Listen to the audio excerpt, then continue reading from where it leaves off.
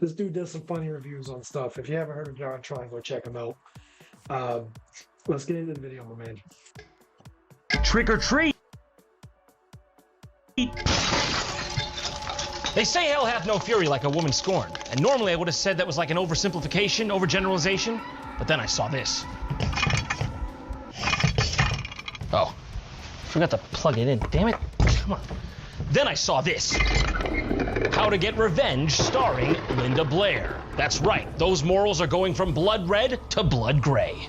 And yes, it is the very same Linda Blair who cemented her legacy as a legendary scream queen after her performance as Regan O'Neill, the possessed girl from The Exorcist. You may also remember her from Fox Family's paranormal reality series, The Scariest Places on Earth. You know, the one with the really weird voice?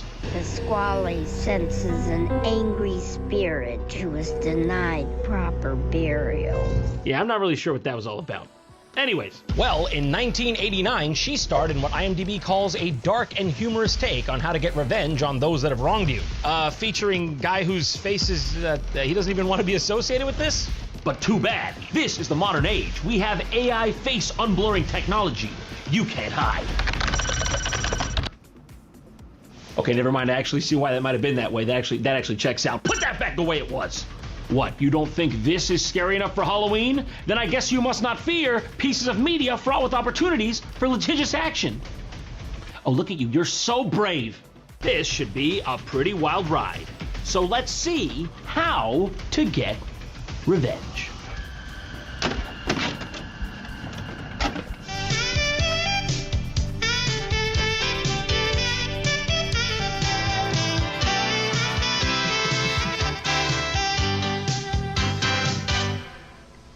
I was just reading a few pages from a fascinating book.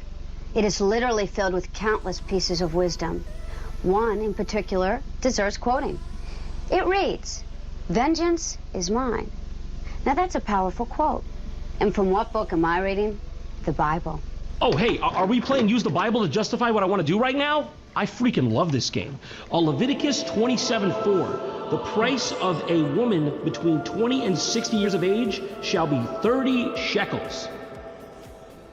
Oh, come on, I don't buy that. There's got to be some depreciation along the way. Now let me ask you a personal question. Has someone ever made you so angry, so upset, that you considered some form of retribution? Some form of revenge? Me? Oh, come on. That's not in my constitution. Okay, fine, you caught me. But you would have done the same in my shoes. That damn dog stole my NBA career.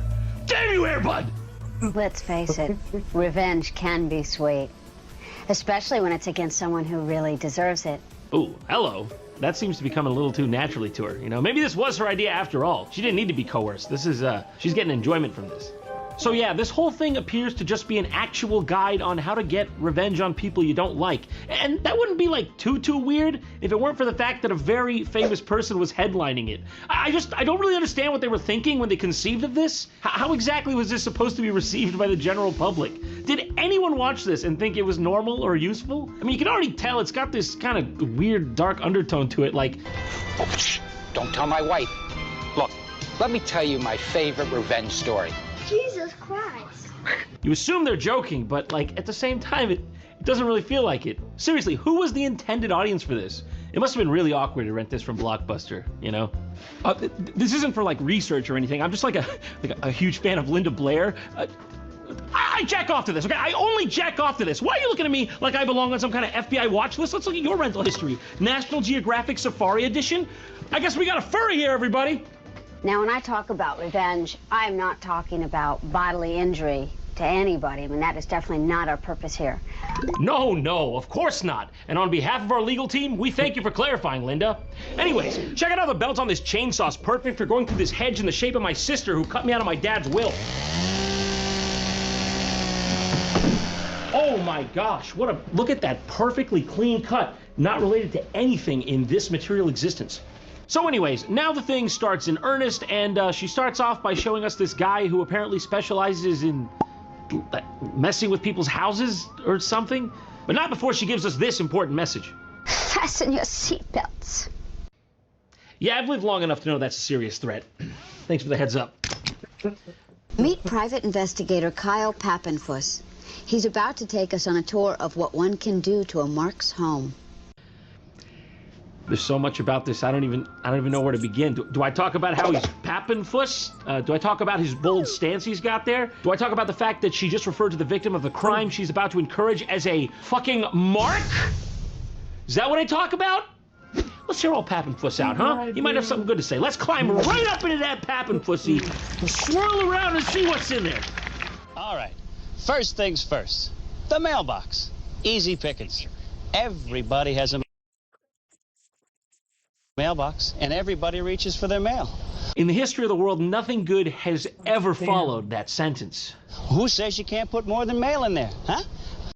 Oh my God. Man, this guy, I don't know, he's got like an X factor. Like, you know, he says it how it is. Hold on a second.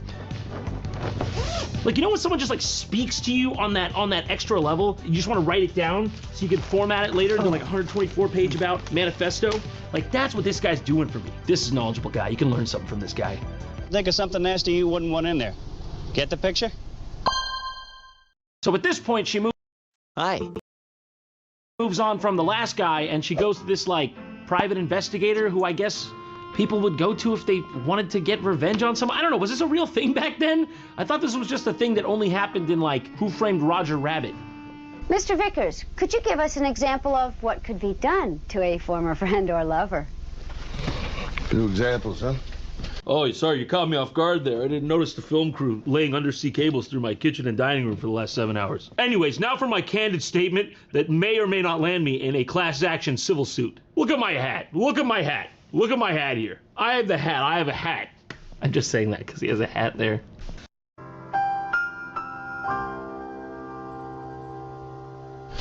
Okay, let's talk about friends. Such as my client, Mr. Harold Jerriman over here. Harold, why don't you pick it up from here? Well, the incident took place on Thursday afternoon during my lunch break. So just to bring you up to speed on the lore behind this part, this guy, he's got a complaint that he got bullied out of a seat at a Chinese restaurant because of, God knows, I don't know. Do you see anything? I don't see anything. Yeah. See no evil, hear no evil. I might be speaking the evil. I was so humiliated. This kind of thing happened to me many times in the past, and I wanted to get even with that man.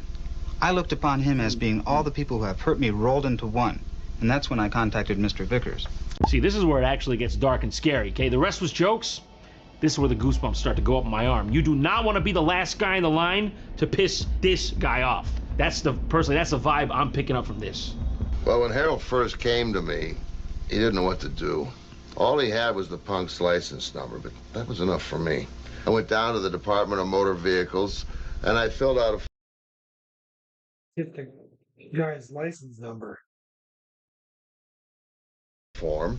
Okay, I'm sorry, but I just gotta stop. I gotta ask. Is the guy on the right small or is the guy on the left big? Because I can't tell which one is which because they both kind of look like they're normal sized relatively, but when they're next to each other like this, I can't tell. Now, Harold here was adamant about getting even with him himself, so we laid out a battle plan. Harold, you take over, buddy. With pleasure. I planted a toy handgun under the truck's seat. Then I went to a telephone and phoned the police and stated anonymously that I had seen where the robber lived. To make a long story short, the police arrived just as the man was getting into his truck. Yeah, this right here is when he knew he fucked up for real, okay? He's not laughing anymore. He was like, okay, I was playing it up for the camera. What's going on with you? I think this guy's for real. Call somebody. I don't want to be near him anymore. Yeah, so Big Boss Daddy over here is just talking about how he framed an innocent person by planting a gun on them in the dark of night, and that's just fine. See, that's what I'm saying about this. I've dug up as much as I could on the internet about this film, and there's just not that much information on the thing itself or the people involved in it. Like, these people don't really seem like they're acting. The whole time they're sort of just playing it off like it's an act, but I don't know if I buy it. There's even a part later that's just a guy showing you how to sabotage a car. Isn't there some kind of federal clause prohibiting this sort of thing? All right, the next thing here we'll deal with is cooling system. The idea is to put substances in there that expand with water. Baking flour, pancake batter, or even paper mache. Really, the only limit is your imagination. As long as it stalls their engine when they're already doing 90 down the interstate, I'll co-sign that. Now, if your mark is a member of the minority, you might turn him over to the immigration service. Oh my God! What was that? I'm okay. Is everyone okay? Oh, thank God she told me to put this seatbelt on earlier. To be honest, if I knew that was coming, I probably would have installed like a lap bar or something. There we go, that's perfect. I'll be needing this to get through the rest of the video at this rate. Jesus Christ, he's telling people to falsely report people to the immigration services? How was this made? Seriously, how was this ever acceptable? That this could not have flown back then, even then, right? This is going to cause him hours and hours of endless paperwork trying to prove he's a citizen of this country. And better yet, they might just deport him. And that'll teach you to think twice about stealing my parking spot at Trader Joe's again, huh, you wily bastard? So if this wasn't already weird enough, at this point she brings on an actual detective from the police force.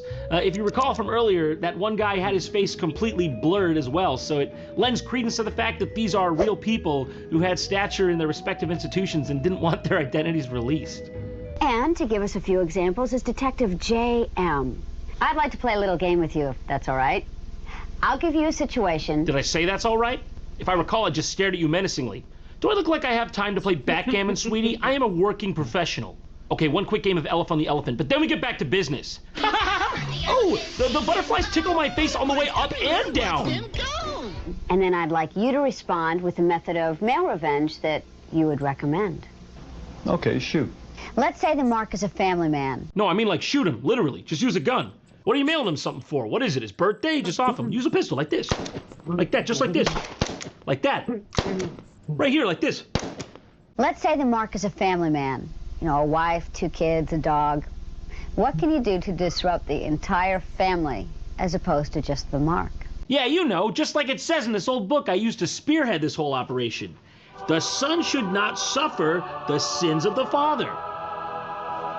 I didn't see that. Put them on offensive mailing lists. Pornographic mailing lists such as pornographic magazines, pornographic merchandise. Put them on the Communist Party's mailing list. There are hundreds of mailing lists you can put them on. Did they think this through at all? In this part, he's literally advocating to send pornography to where, like, minors could see or access it. Did anyone making this have even the slightest semblance of a moral compass? Just send them smut, or, I don't know, put some Karl Marx in front of them. That'll confuse the shit out of them. Their grades will go down or something. That guy don't make no sense. By the way, there are dozens upon dozens of homosexual and bisexual magazines available today. Son of a bitch, the last part wasn't enough! I found if you mail these to the mark's place of work, you can start rumors or quickly get them fired. Fascinating. Well, Detective, thank you very much for your suggestions. I put my stamp of approval on this. I won't regret this at all. Thanks for watching, everyone. But before I leave you for good this Halloween season, I want to put to use some of those interesting skills I learned throughout the course of today's video.